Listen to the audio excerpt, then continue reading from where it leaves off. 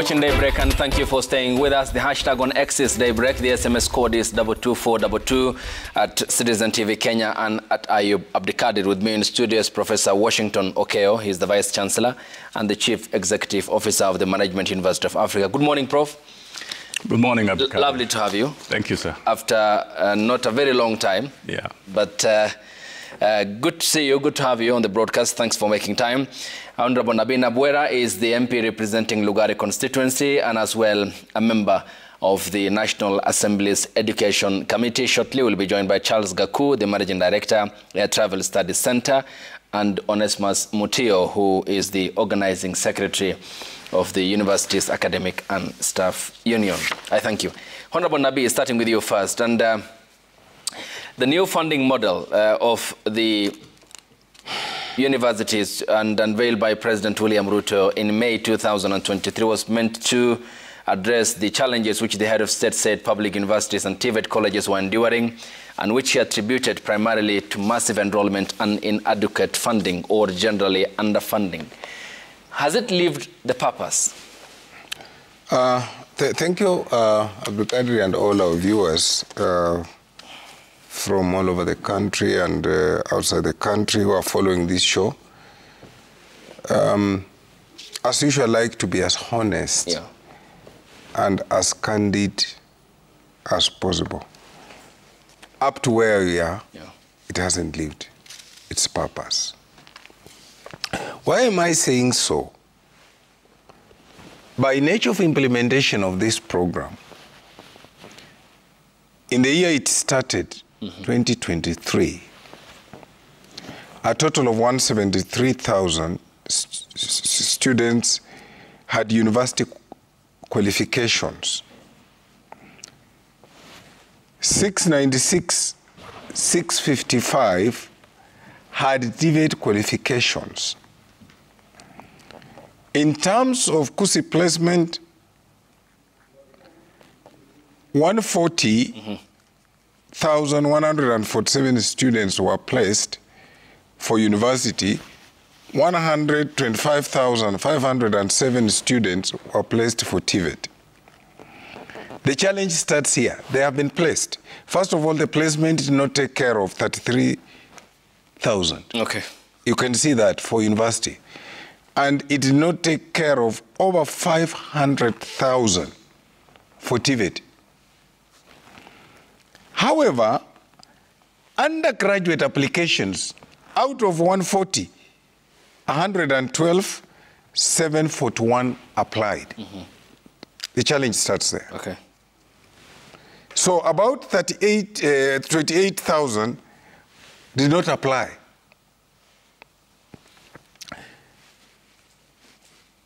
For TVET, though 125,000 were placed, the applications were 151. My brother, why did we have a lesser number applying? One, which we have established as a committee, and which my people tell me up to yesterday when I was in the constituency, a parent gets an admission letter of a son or a daughter. The child has qualified for university. The letter has a fee structure of over 500,000 shillings, 680, 588. Depending on the cost. Depending on the cost. Okay. The parent says, hey, look here. Because that letter, first of all, does not define what would be given by government as a scholarship, what will be given by government as a loan, and what we are calling household. So the father says, my son, you still have some siblings behind you. At least you have, at Form 4, I sold you my land, or I leased my land, or I got you bursary to educate. And I want to tell you, most of the students who qualify to go to university have been assisted by bursary, and mostly bursary from NGCDF. Now he says, please, let your siblings go through secondary. No application. That is number one. Okay. So basically that is unaffordability. Yes. The second one, the second challenge we've had with this model is that agile course, yes. Now, the assessment, the mean testing tool, this is an orphan, this is a child who is from the poor of the poor. Okay. He's placed in the middle class. Okay. And because he's placed in the middle class, he cannot afford. So he looks at that, you know, by the way, Abdikadir, I want to say this here. You cannot be producing a graduate who is indebted to the country millions and millions of shillings. Then we will not fight poverty. Okay. I also want to say this, that because of this new funding model and the manner of communication by the universities, it has discouraged so many students who would have gone into engineering or into medicine because of, when they look on the face value of the cost, they opt. And which was pointed out by the Education CS, Ezekiel Machogo, when the Principal Secretary Higher Learning, Dr. Beatrice Nyangala, appeared before your committee.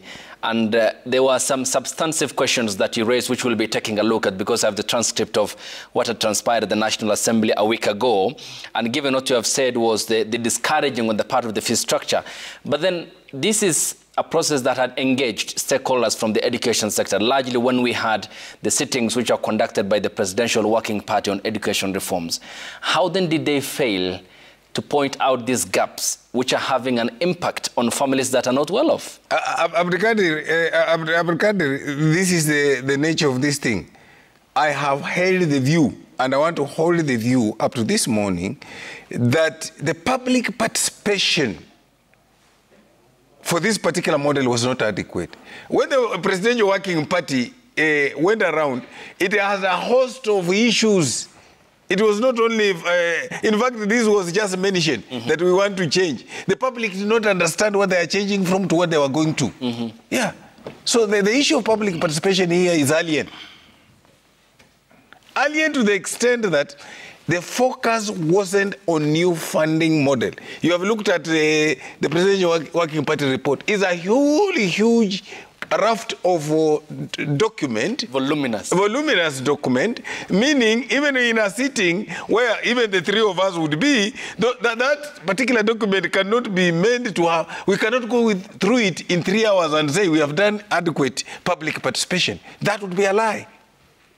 An issue of policy shift, like this one of funding of university, require to be isolated alone and taken to the public as intended in the Constitution, and adequate public participation is held. I was asking, for my example, in my own constituency, Lugari, how many schools, how many students in Form 4, how many parents were involved? No single school was visited out of 54 secondary schools. So can you say that the parents or the students who are doing then Form 4 in my constituency understood what this new funding model would be? Okay. Professor Washington Okeyo, coming to you. Before this funding model was unveiled, I talked about the stakeholder engagement. And on the 28th of May this year, when the president landed back from the United States after a state visit, he had an engagement also with vice chancellors and from all public universities and constituent colleges, wherein the vice chancellors confirmed that the financing model is working and in 3 years' time will sort out the financial challenges facing our universities. The president said, he went on, the government is committed to enhancing budgetary support for the differentiated unit cost for continuing students. Despite the challenges that a member of the National Assembly's Education Committee points out, and which is largely a ground held by most members of the committee, will be talking about what transpired last week, still the head of state and the government remains upbeat and confident about this model working out. From a stakeholder's perspective, from the private sector, from one of the private universities, what has been the experience so far? And what is your assessment since its unveiling? Thank you very much, Abdikadir, for that pertinent question. The issue of the new funding model, as my fellow panelist, Nabi has explained, has been in the public domain for quite a while now. And before that, there was the Presidential Working Party, which arrived at this new funding model. But before that new funding model, there was the old funding system that was called, that was based on the DUC, that is the differentiated unit cost, which basically was allocating money to students across the board based on the programs that they were taking at the universities. It didn't matter whether a student came from a poor background or a different background. It kind of equitably gave students money in accordance with the programs that they were taking at the universities. Then there came this new funding model. I need to also add that in the old funding model, the distribution of funding to students did not discriminate or distinguish between public and private. It gave the money to the student, whether the student went to public university or to private university. Okay. Now, when the new funding model came into being or into operation, it now said that only students that have been placed in public universities will be given scholarships, effectively cutting out the private universities from getting those scholarships. So the funding, the new funding model, therefore, was categorized now into scholarships. There is the loan that HELB gives, Higher Education Loans Board gives, and then there is the support from the family that the family gives. Now, so it doesn't depend. It depends on the program also that the student is taking. Okay. But now it categorizes the students into needy, less needy, and so on. There are about 4 categorizations in the new funding model. Okay. Now, the challenge with the new funding model, and it has been ably tackled, is that there isn't adequate money, to support the new funding model the way it's supposed to work. It may appear that this budgetary, and as late as last night, I think there was a discussion around budget reduction to support the new funding model. So as far as we are concerned as stakeholders, we would need to see a lot more allocation instead of reduction of the budget. Currently, there is reduction of the budget. The intention of the new funding model, let me say, was very good because it appeared like it availed, universities a figure of about 24 billion shillings, which was not being, allocated before in the old funding model. But the question is that 24 billion shillings available to the universities? The fact is that so far it is not available because the government is cutting the budget allocation. Okay. As far as the pronouncement recently with the public university VCs is concerned, private universities are not included in that particular discussion. So I'm not able to make a comment on that. Yeah. The question that we always ask as private universities is why is it that when the government is discussing issues about universities, then it invites only public university VCs and not private universities. And yet the students are learning, the students who are learning in the private universities are Kenyan students just as much as the ones who are learning in public universities. Okay, we'll talk about the engagement and the classification they are in, because there is also the aspect of capacity and the placement and the percentage that also Nabi Nabwera's committee had also concerns about, especially with regards to the infrastructure and the capacity. Charles Gaku is the Managing Director at Travel Studies Center. Good morning. This Onesimus Mutio. Yeah, Onesimus Mutio. We'll be shortly having Charles Gaku, the Organizing Secretary, University Academic and Staff Union. Thank you for your time. What's the experience from the union's perspective here, in which you serve as the Organizing Secretary, regarding the new funding model, which is majorly an incorporation of a combination of scholarship, loans, and household contributions. And is it working? Thank you, sir, for the invitation to this show. I will want to agree with my colleagues here. First, as you said, the vice chancellors met the president. They are saying that the model is going to work. They have done their projection, and they feel, or they have said, that in the next 4 or 5 years, then the model is going to work, is going to bring a solution to the financial crisis at the universities.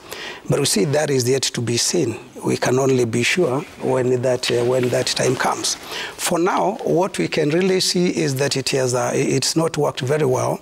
It has brought a lot of crisis because it scares students from joining these universities, unlike before.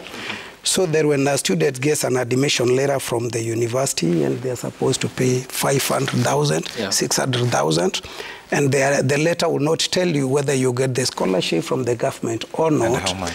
So the first thing is that as a parent to be scared, where will I get all this money? It is now when you apply for the loan that you'll be told where you are classified. But the first thing is that it seems to be scaring students from joining universities and from joining some courses. We still feel, and I agree with my colleagues, the reason why we moved from the DUC, or why the government moved from the DUC to the new model, they said was to resolve the financial crisis in the universities and also the funding from the students. But again, you realize that even in the DUC, the government did not fully support as it was supposed to be. Initially, the government was supposed to support 82% of the DUC. It went as low as, I think, 40%, and that is why there was the financial crisis. That's more than half in slush. Yes. So at the government funded the DUC 82%, then there would not be a financial crisis. But you see, when they failed to finance the DUC as agreed, then we were in this problem. So now they try to solve the problem by now moving to the new model. And we are wondering if we are still going to the same challenge, because if the government is not going to fund the model as they have said, then it's not going to work at all. Okay. We'll still be in the same. Yes. There's something critical that the public needs to know and about this model. And that is where I think the technocrats at the Ministry of Education, either they are misinforming the country or they're informing the head of state or something. You know, how do you get banded into band 1, into band 2, into band 3, in a country where data has issues? The credibility of data has issues. I'll give you some of the validators, the parameter. One of them is Kenya Revenue Authority. You know very well, many parents don't have PIN. You know that. Another one is validation for ID numbers for KYC. Another one is Kenya National Bureau of Statistics. So what if you are not captured?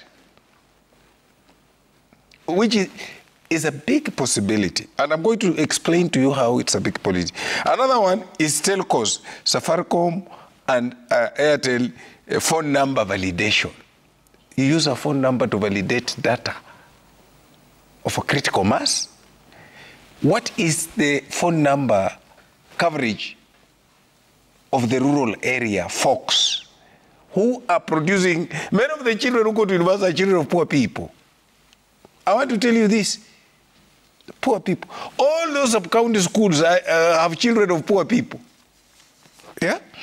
Another one is the Ministry of Labor and Social Protection, National Safety Net. How many people are on that safety net program? Okay. Okay? Another one is National Employment Authority, parents employer. 80%, over 90% of the parents whose children are going to university are not employed anywhere. Okay? Another one is a LIM scholarship program. It is covering what percentage of the students? How many? And then you have NEMIS, You know, even when I'm speaking here, I have students in school who are not captured by NEMIS. And then another one is KRA PIN validation. Now, when you look at all this, definitely you will have problems. When you look at that document where the child, the application form, so that you are validated and placed in a group, where I come from, a parent who is not employed, he is doing petty work. How will his son ask him, Daddy, what is your income? Because that's the question. What, you know, the job itself is not defined. Some jobs have no dignity. Fact. You cannot ask your father about whether he has some land somewhere. Okay. You know, we must live reality. We must live truthfulness if we want to get this country forward. Okay, and just 3 days after you met the Higher Education Principal Secretary, Dr. Beatrice Inyangala, who said, now I will direct going forward universities to withdraw the letters. We'll be talking about the why aspect there. The Ministry of Education, that is the Cabinet Secretary, Ezekiel Machogu, released a statement in which he said a total of 24.7 billion was disbursed to scholarships and loans for university students, while 11.3 billion went to TVET trainees. For the first time, he said, since the government adopted the cost-sharing policy in higher education, 100% of the 2023 Kenya Certificate of Secondary Education Examination applicants received financial support to pursue their program of choice in our universities and TVET institutions. Your submissions and what the government is saying appear to be distinct. But okay, as told you, first of all, the information by Machogu is misleading. First, to the extent that the private universities have not been captured. And many students who qualify to go to university, in fact, after they saw that fee structure, in some places it was more expensive than a private university. So they opted to go to private university. Correct. Yeah. Fact. So it is misleading. Secondly, it's misleading to the extent that you've seen there was a missing number of students we cannot account for. Yeah. So how do you say 100%? More than 48,000. Yes. How do you say 100%? It is misleading. And thirdly, he comes from the university. As much as they wanted to tell the president that the thing is working, they have not gotten the money for the last semester. Okay, we'll expound more on that, because there was also the concern that the committee had been told about the whereabouts of more than 47 students who, because of fearing of the performance that were given to them, and the students who are being forced to choose university courses they can afford under the new model rather than what they qualified for because of the financial constraints, as you have mentioned.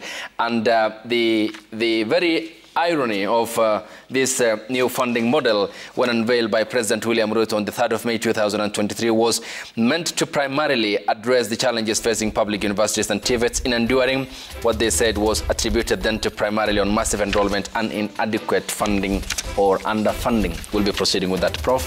Honorable Nabina Bwera and Onesmus Mutio when we get back from the break, and we welcome your contributions as well here on Daybreak. We'll sample them in the course of this broadcast. This is Daybreak. We are back with more after the break. Stay tuned.